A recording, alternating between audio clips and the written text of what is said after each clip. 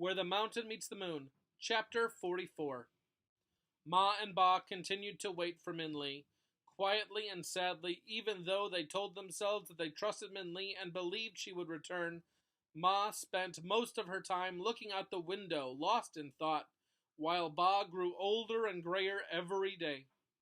The only time they found comfort was in the evenings, when Ba would tell a story to make the time pass faster.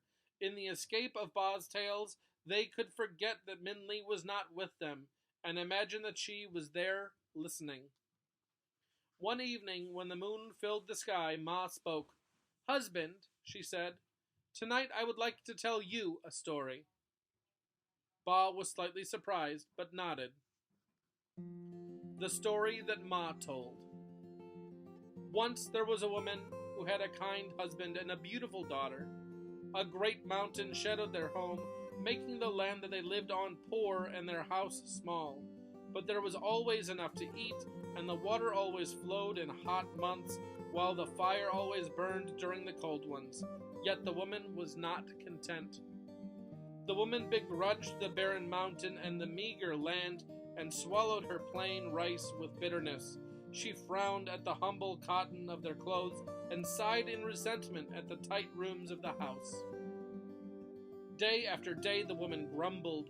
When she heard stories of treasures of gold and jade, she was filled with envy. "Why do we have nothing?" She sulked in frustration. "We have no treasures, no fortune. Why are we so poor?" Her husband and daughter worked harder every day, hoping to bring wealth to their house. But the unfeeling land did not cooperate, and the house remained cramped. The clothes stayed modest, and there was always only just enough rice for the three of them. The woman also remained unhappy. Her displeasure grew like weeds, uncontrollable and tangling. The woman was caught up in her dissatisfaction. She did not realize that she was planting seeds of discontent in her daughter as well. Until then, her daughter had been pleased with their life, but now she began to feel troubled. The rice that had filled their bowls began to taste bland. The clothes she had liked for their colors now felt rough, and the house that she had run freely around in had become stifling. Finally, unable to bear the growing frustration, the daughter stole away in the middle of the night, vowing not to return until she could bring a fortune back to her family. And it was only then that the woman saw the stupidity of her behavior, for without her daughter the house became too large and empty, and she was not hungry for extra rice. As the days passed in loneliness, fear, and worry, the woman cursed herself for her selfishness and foolishness. How lucky she had been! She was at last able to see that her daughter's laughter and love could not be improved by having the finest clothes or jewels. The joy had been in her home like a gift waiting to be opened. The woman wept tears for which there was no comfort. For all the time that she had been longing for treasures, she had already had the one most precious.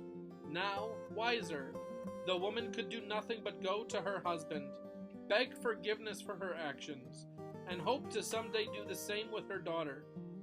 She did not know if she would receive compassion from either, but she vowed she would wait for it. If necessary, she would wait like the mountains that shadowed them. As Ma finished, she sat herself down at Ba's feet, and, like a child, she placed her head in his lap. "Husband," she said, "I've said it was your fault that Min Li ran away, and I was wrong. I am to blame. Min Li knew I was discontent with our fortune.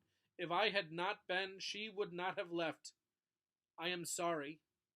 Ba could not speak. The moon outside was so full it looked as if it would burst. The moistness dampened his eyes. He placed his hand tenderly on Ma's head. "Ah, good," the fish said.